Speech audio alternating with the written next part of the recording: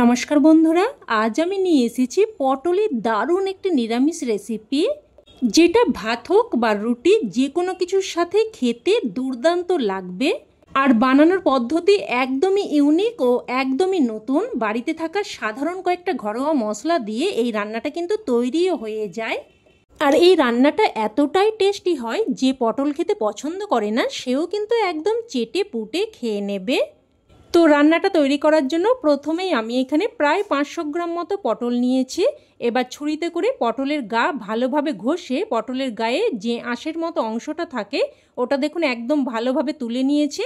আর তুলে নিয়ে খুব ভালোভাবে ধুয়েও নিয়েছি। তবে কাটার পর কিন্তু পটলগুলো আর ধোবো না। তো দেখুন পটলগুলোকে এইরকম একটু বাঁকিয়ে কেটে নিচ্ছি। আর যে পটলগুলো বড় সেগুলোকে এইরকম 3 টুকরো করে কেটে নিচ্ছি। আর যেগুলো ছোট সেগুলোকে দেখুন এইরকম 2 টুকরো করে কেটে নিচ্ছি। তো একই রকমভাবে সমস্ত পটলগুলোই কেটে নিয়েছি। এবার এগুলো একটা প্লেটের মধ্যে উঠিয়ে রাখছি। এবার এখানে নিয়েছি কয়েকটা আলু, প্রায় 4-5টার মতো আলুকে দেখুন এইরকম ডুমো ডুমো করে কেটে নিয়েছি। আর কেটে ভালোভাবে ধুয়েও নিয়েছি। এবার প্রথমে আলুগুলোকে আমি একটু ভাপিয়ে নেব। তার জন্য কড়াইতে কিছুটা জল গরম হতে বসিয়ে দিয়েছি। আর অল্প একটু লবণ দিয়ে মিশিয়ে নিলাম। আলুগুলো দিয়ে দিয়েছি। এবার মিডিয়াম ফ্লেমে আলুগুলোকে প্রায় 3 থেকে 4 মিনিট মতো একটু ভাপিয়ে নেব। এবার এখানে নিয়ে নিচ্ছি 1 চামচ মতো চাল।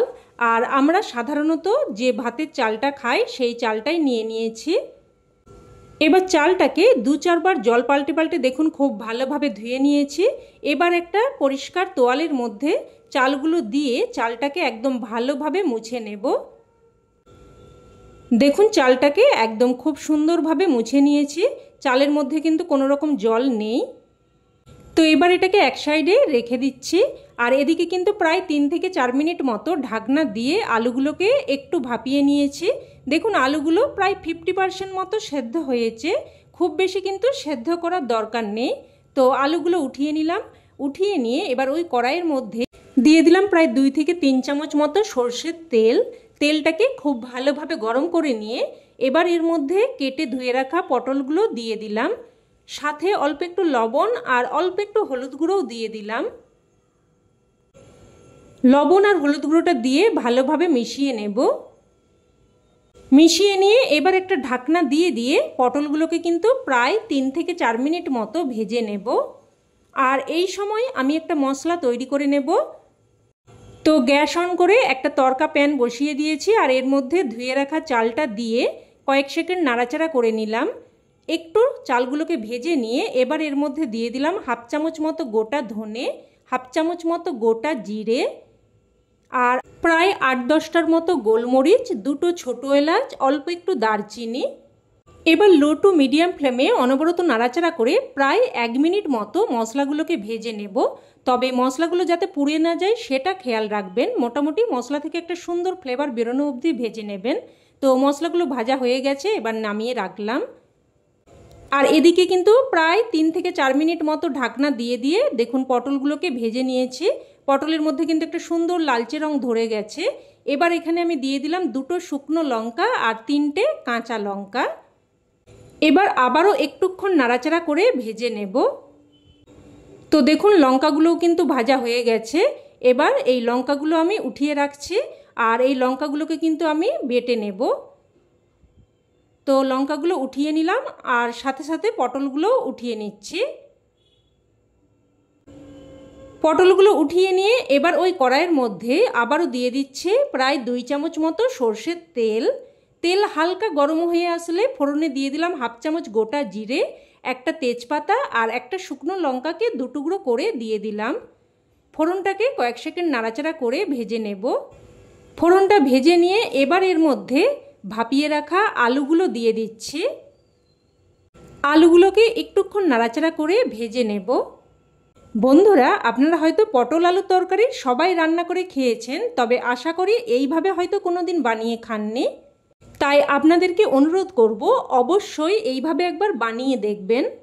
তো দেখুন আলুগুলোকে একটু ভেজে নিয়ে এবার এখানে একটা মিডিয়াম সাইজের কুচানো টমেটো দিয়ে দিয়েছি। আর আবারও একটুক্ষণ নাড়াচাড়া করে দেখুন টমেটোটাকেও ভেজে নিলাম। ভেজে নিয়ে এবার যে লঙ্কাগুলো আমি ভেজে উঠিয়ে রেখেছিলাম ওইগুলো বেটে নিয়েছি। তো ওই বেটে রাখা লঙ্কাগুলো দিয়ে দিলাম, আর বাটিটা ধুয়ে অল্প একটু জলও দিয়ে দিয়েছি। এবার এখানে দিয়ে দিচ্ছি একদমই অল্প একটু করে, প্রায় 1/4 চামচ মতো করে জিরের গুঁড়ো, ধনের গুঁড়ো, আর দিয়ে দিলাম 1/2 চামচ মতো হলুদ গুঁড়ো। আর এই রান্নাতে কিন্তু আদার ব্যবহার হবে না। তো সব কিছু মিশিয়ে নিয়ে এবার একটা ঢাকনা দিয়ে দিয়ে মশলাটাকে ভালোভাবে কষিয়ে নেব। প্রায় 2 থেকে 3 মিনিট মতো ঢাকনা দিয়ে দেখুন মশলাটাকে কষিয়ে নিয়েছি। এবার এখানে দিয়ে দিচ্ছি ভেজে রাখা পটল, আর পাত্রটা ধুয়ে অল্প একটু জলও দিয়ে দিচ্ছি। এবার সব কিছু নাড়াচাড়া করে ভালোভাবে মিশিয়ে নেব। মিশিয়ে নিয়ে এবার আবারও একটা ঢাকনা দিয়ে মশলাটাকে প্রায় 2 মিনিট মতো কষিয়ে নেব। আর এইভাবে একটু বারবার কষিয়ে নিয়ে রান্নাটা করলে যে কোনো সাধারণ রান্নার স্বাদও কিন্তু একদম অসাধারণ হয়ে যায়। তো দেখুন খুব সুন্দরভাবে আলু পটলের সাথে মশলাটাকে কষিয়ে নিয়েছি। তো সব কিছু নাড়াচাড়া করে মিশিয়ে নিয়ে এবার এখানে দিয়ে দিচ্ছি গরম জল, আর জলটা কিন্তু একটু বেশি পরিমাণেই দিতে হবে। এবার দিয়ে দিচ্ছি স্বাদ অনুযায়ী লবণ। লবণটা দিয়ে ভালোভাবে মিশিয়ে নিয়ে প্রথমে হাই ফ্লেমে ঝোলটাকে ফুটতে দেব। ফুটে আসলে এবার গ্যাসের ফ্লেমটাকে মিডিয়ামে করে দিয়ে একটা ঢাকনা দিয়ে প্রায় কিন্তু 4 থেকে 5 মিনিট মতো রান্না করে নেব। এবার এখানে যে মশলাটা আগে থেকে ভেজে উঠিয়ে রেখেছিলাম ওটাকে দেখুন একদম মিহি করে পেস্ট করে নিয়েছি। আর মশলাটাকে কিন্তু গুঁড়ো করলে চলবে না, এইরকম মিহি করে পেস্ট করে নিতে হবে। এবার এদিকে প্রায় 4-5 মিনিট মতো ঢাকনা দিয়ে রান্না করে নিয়েছি। আর দেখে নেব এবার আলু আর পটল ভালোভাবে সেদ্ধ হয়েছে কিনা। তো দেখুন পটল কিন্তু খুব সুন্দরভাবে সেদ্ধ হয়ে গেছে, আর আলুও দেখুন একদম সুন্দরভাবে সেদ্ধ হয়ে গেছে। এবার এখানে এই ভাজা মশলার পেস্টটা দিয়ে দিচ্ছি। আর এই মশলাটাই হলো কিন্তু এই রান্নার স্পেশাল মশলা, যেটা এই রান্নার স্বাদে একদম অন্য মাত্রা এনে দেবে। একদম সাধারণ ঘরোয়া মশলা দিয়ে এই রকম যে একটা দারুণ টেস্টি রেসিপি বানানো যায়, আপনারা একবার না বানিয়ে খেলে কিন্তু বুঝবেন না। তো মশলাটা দিয়ে ভালোভাবে মিশিয়ে নিয়ে এবার মিডিয়াম ফ্লেমে প্রায় 2 থেকে 3 মিনিট মতো ফুটিয়ে নেব। আর এখন কিন্তু ঢাকনা দেওয়ার প্রয়োজন নেই।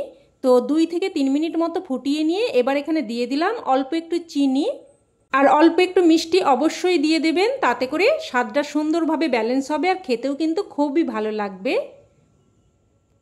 তো চিনিটা দিয়ে মিশিয়ে নিয়ে এবার সবশেষে এখানে দিয়ে দিচ্ছি 1 চামচ মতো ঘি। এবার ঘিটা ভালোভাবে মিশিয়ে নেব। মিশিয়ে নিয়ে গ্যাসের ফ্লেম বন্ধ করে একটা ঢাকনা দিয়ে স্ট্যান্ডিং টাইমে রেখে দিলেই রান্না কিন্তু একদম তৈরি। দেখুন দেখতে কতটা সুন্দর হয়েছে, খেতে কিন্তু তার থেকেও বেশি টেস্টি হয়। গরম ভাত হোক বা রুটি বা লুচি বা পরোটা, যে কোনো কিছুর সাথে খেতে জাস্ট ফাটাফাটি লাগে। তো রেসিপি কেমন লাগলো অবশ্যই কমেন্টে জানাবেন, আর ভালো লেগে থাকলে প্লিজ একটা লাইক দিয়ে দেবেন, আর চাইলে অন্যান্য বন্ধুবান্ধবদের সাথে শেয়ারও করতে পারেন। আর চ্যানেলের নতুন বন্ধু হয়ে থাকলে চ্যানেলটি অবশ্যই করে সাবস্ক্রাইব করে নেবেন। তো আজ এই অবধি, আবারও অন্য কোনো রেসিপিতে দেখা হবে। ততক্ষণে সকলে ভালো থাকবেন, সুস্থ থাকবেন, আর সকলকে ধন্যবাদ।